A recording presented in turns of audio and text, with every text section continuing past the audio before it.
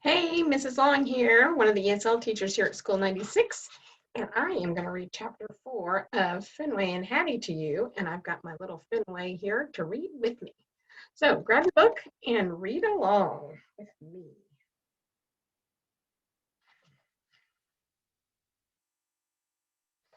All right, hopefully you are ready. I lie in the dog park for a very long time. At some point, a lady human's voice hollers for Goldie and Patches. "See you around, Fenway," I hear Patches say. I don't even respond. Finally, my ears detect a loud truck roaring to life, then zooming away. The sliding door opens, and Food Lady appears. She has a puzzled look on her face. Her head swivels. "Hattie?" she calls. Rustling noises float down from the leafy branches, and then it's Hattie. She's climbing back down the giant tree, the way Fetchman does when he's coming down a ladder. For the first time, I notice slats of wood stuck to the far side of the trunk. When my short human's almost to the bottom, I jump up. "Hattie," I bark, leaping on her legs. "Is it playtime now?" Apparently not. She scurries right past me to the porch where Food Lady is standing. I race up behind her. But as soon as we're through the door, something is different. The house is not empty anymore. I cruise into the big room in the front. It's filled with scents that I recognize right away. Fetchman's socks and newspaper and potato chips, just like our lounging place at home. There's even a couch that smells exactly like the one Food Lady won't let me climb on. How did it get here? I poke my head into another room and find Fetchman busy opening boxes. I zoom down the hall and peer into the eating place. Food Lady is busy opening boxes too. Where is Hattie? I follow her scent over to the high staircase. I bound all the way to the top and tear down the hall into the room where she was before. There she is. Hattie's also taking things out of boxes. Clothes and shoes and toys. She must be very busy because when I enter, she doesn't even look up. I vault onto the bed that wasn't there before.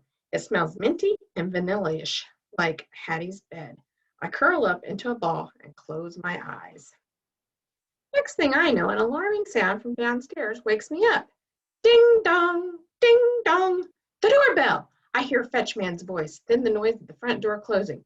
Intruders again? I shoot off the bed and fly down the stairs past Hattie. The instant my paws hit the bottom step, a delicious scent fills my nose. It smells like gooey cheese, yummy sauce, and spicy pepperoni. It can only be one thing: pizza! Yippee! I love pizza. I knew something wonderful was happening. Great news, Hattie. Pizza! I bark as we rush down the hall. But when she heads inside the eating place, I hang back on the safety of the carpet. I poke my snout through the doorway and inhale the luxuriously spicy and savory aroma. My tongue drips uncontrollably. Hattie and Fetchman are sitting at a table, just like the one in our eating place at home. Food Lady opens a thin box and puts steaming slices of pizza on paper plates. I want to dash right in and wait for yummy bits of sauce and gooey strings of cheese to drop from Hattie's spot. But unfortunately, there's a very big problem: the wicked floor. That pizza smells so pizza-y, and my tummy is so hungry. There must be a way to get over to Hattie and plop next to her chair. I put one paw on the wicked floor's glossy, sinister surface. Yikes! It slides out from under me. Clearly, I'm no match for this monster. I slither back onto the carpet and collapse in a heap. I peer through the doorway, defeated and drooling. "Fenway!" Hattie calls, like she's just realized somebody was missing.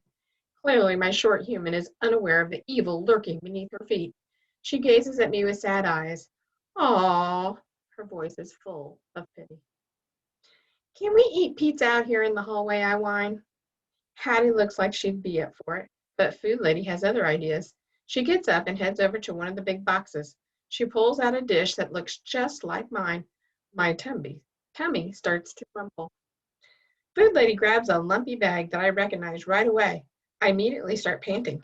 She takes out a scoop and the exciting sound of dog food rattles right on in. Wowee, it's summertime.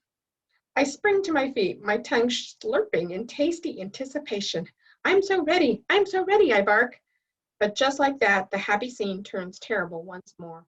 Food lady places my dish right on the wicked floor, then goes back to her seat. She nods at Hattie. Fenway, Hattie calls, her face hopeful. She points at my bowl as if I might not have noticed it. Why is she doing this? Fenway, she calls again. But nothing has changed. My dish is still on the wicked floor. Why is Hattie torturing me? I crumple onto the carpet, my tummy growling. Food lady and fetch man are patting Hattie's arm like they're comforting her. Hey, I'm the one who needs comforting, people. There must be a way to get that food. Hattie goes back to eating her pizza, but she keeps sneaking sorry looks at me, and then in a flash, I know what to do. I push myself up and stretch my head inside the doorway. I put on my most pathetic face. Stop tormenting me, I whine. I move up to the edge of the wicked floor. I whimper some more. Hattie tilts her head to the side. She looks like her heart is breaking. I fall to my belly, paws stretched out in front. I whine longer and louder. You know you want to help me, Hattie. You don't want me to starve, do you? I can tell from her eyes that she's starting to cave. I give it everything I've got. Oh, please, Hattie, I moan. I'm so hungry. It works. Hattie leaps out her seat and snatches my dish off the wicked floor. While fetch man and food lady look on disapprovingly, she carries it out into the hallway. Before she even sets it down, chomp. Wow, it is scrumptious. For the next few seconds, I'm lost in the crunchy, munchy world of pure deliciousness, until all too soon the bowl is empty. I let out a burp with deep satisfaction. That's my short human. I knew she'd come through. When the windows are dark, I'm upstairs in Hattie's room, lounging on the bed. I sprawl out on the cozy blanket, ready for my bedtime brushing. Hattie appears, smelling strongly of mint, same as every night. She kisses my brown paw, my white paw, then showers my neck with kisses. I give her cheek a slobbery lick, and she giggles. She grabs the hairbrush, snuggling next to me, and singing in her sweet voice, best buddies, best buddies. Each soothing stroke transforms my body into complete and total bliss. I roll over for the other side as Hattie keeps on brushing and singing away. When she gets to my belly, my hind leg kicks with delight. As the room grows darker and darker, my eyelids get heavy. I close them for a second, and then I'm outside by the giant tree. And what's that horrible smell? It's so squirrelishy. Squirrelish. There he is. That fat, nasty squirrel is sitting in the middle of the dog park again, except now he's even fatter and nastier than before. His belly is bigger than my whole body, and his teeth are sharp, drooly fangs. Yikes! I search for cover behind the nearest bush, but it's too late. He spotted me. Chipper chatter squawk, he screeches, waving his massive fluffy tail and scampering towards me at full speed. Get out of here, you pest! I bark in my fiercest voice, but apparently he doesn't hear. He's hurtling straight at me when suddenly crack, boom, kaboom! Whoa, that's one loud squirrel! My eyelids pop open. Hey, he's gone, and I'm back in Hattie's soft, cozy bed. A bright light flashes. Rain pounds against the window. Oh no, there's a storm outside with boom kabooms. Hattie bolts up, her eyes wide. She clutches the used-to-be bear. Shaking with courage, I crawl onto her chest. I nuzzle the used-to-be bear. Hattie pats my back. Best buddies, she whispers. I sigh with happiness. Me and Hattie are together, and everything's the way it's supposed to be. We are home. That's the end of chapter 4. Can't wait to find out what happens in chapter 5. Thanks for reading with me. Bye. Go, go, Gophers.